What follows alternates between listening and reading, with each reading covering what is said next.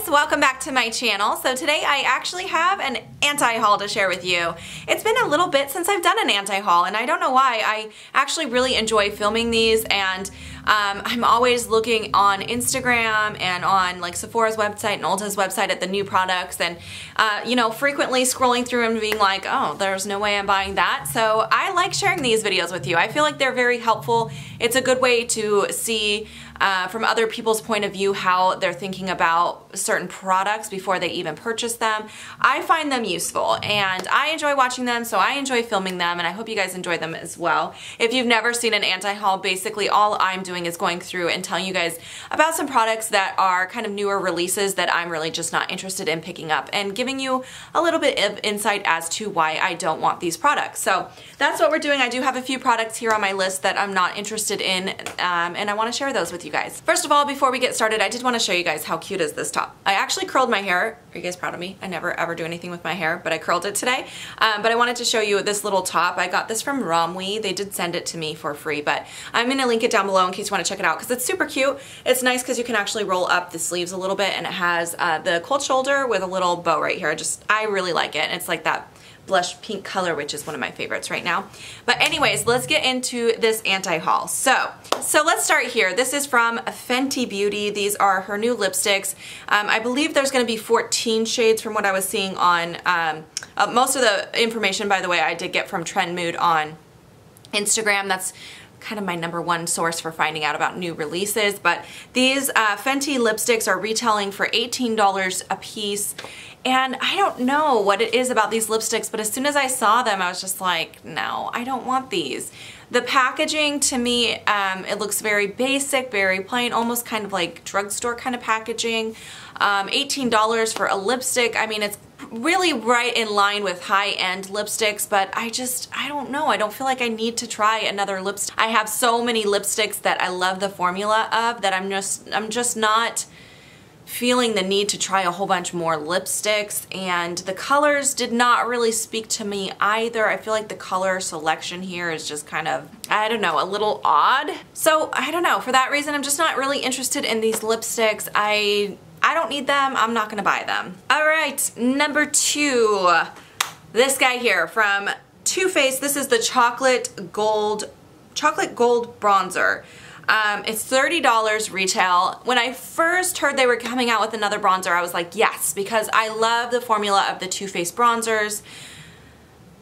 But when I saw the photos of this, I'm like, you know, it just honestly looks like a gold highlighter to me. It looks very sparkly. I'm not into very shimmery bronzers, so I know I will never reach for this bronzer. And although the packaging looks pretty, and like I said, I do like the formula of Too Faced bronzers, I don't need a shimmery bronzer. So for that reason, I'm going to be passing on it, and it's $30. There are so many great bronzers out there at the drugstore that you can find that are more affordable, like the butter bronzer from Physicians Formula, for example. I just don't feel like, I'm not feeling the need to spend that much money on a bronzer, especially a sparkly one that I know I'm not going to wear.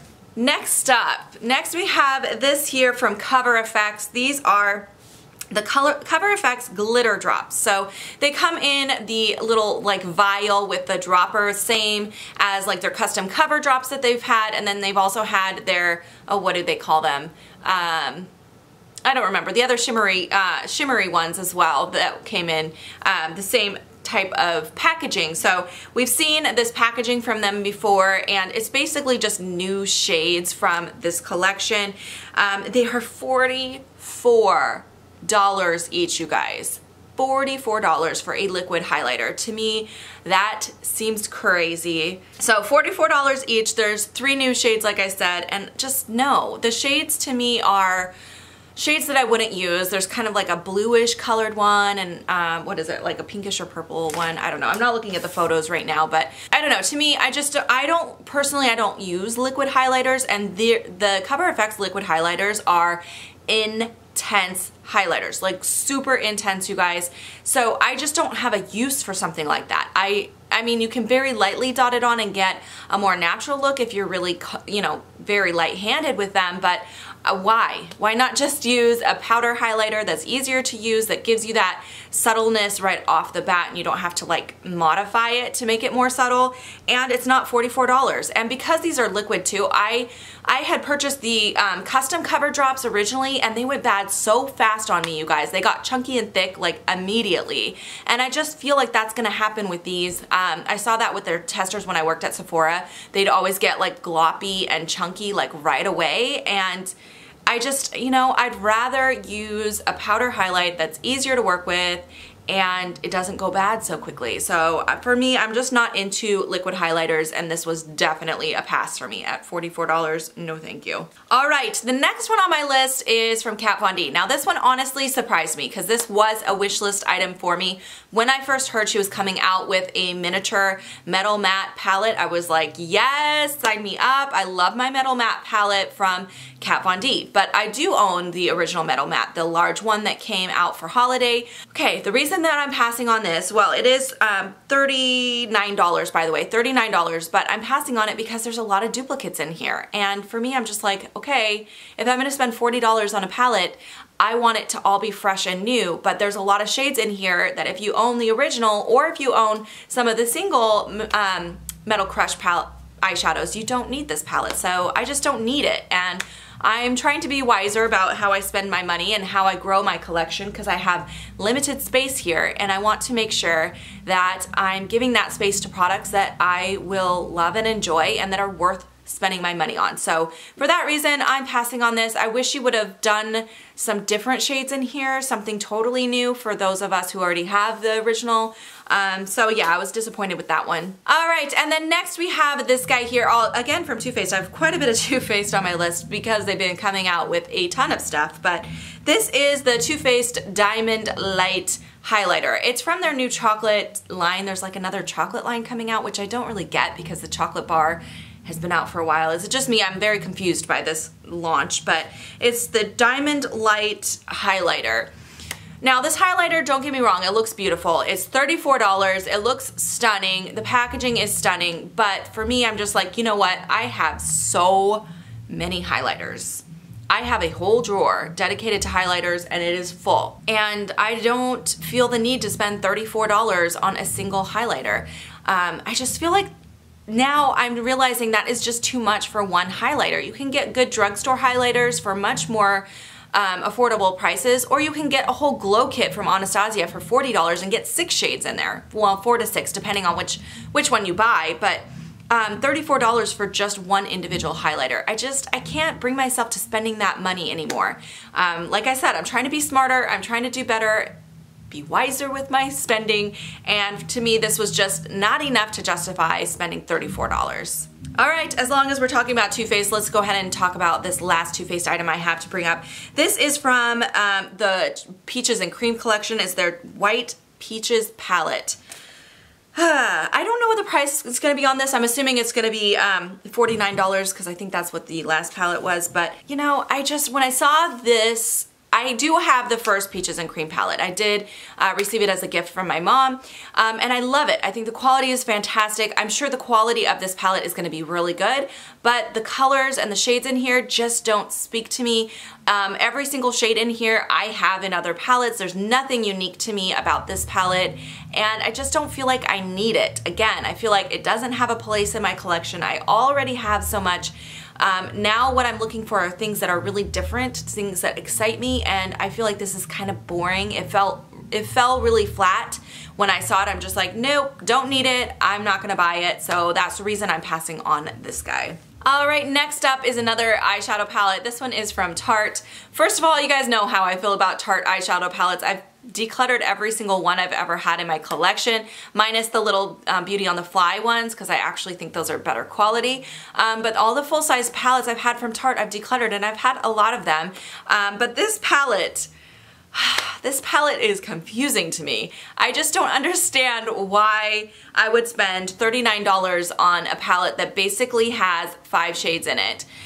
There are 3 full pans and 1 split pan in here, so you're getting 5 different shades, but it just seems like hardly any eyeshadow in there for $39. And they call it the Finger Paints palette. It's supposed to be, I think, like a drenched or like a very foiled metallic kind of shadow, so you're supposed to use your finger to apply it, which most of us do with metallic and foiled shades anyways. So I don't know, like if they thought they were coming up with something super creative here, they weren't really, because most of us already use that technique to apply these kind of eyeshadows, and I just don't feel like there's enough happening in this palette for the price point. $39 is too much for this eyeshadow palette.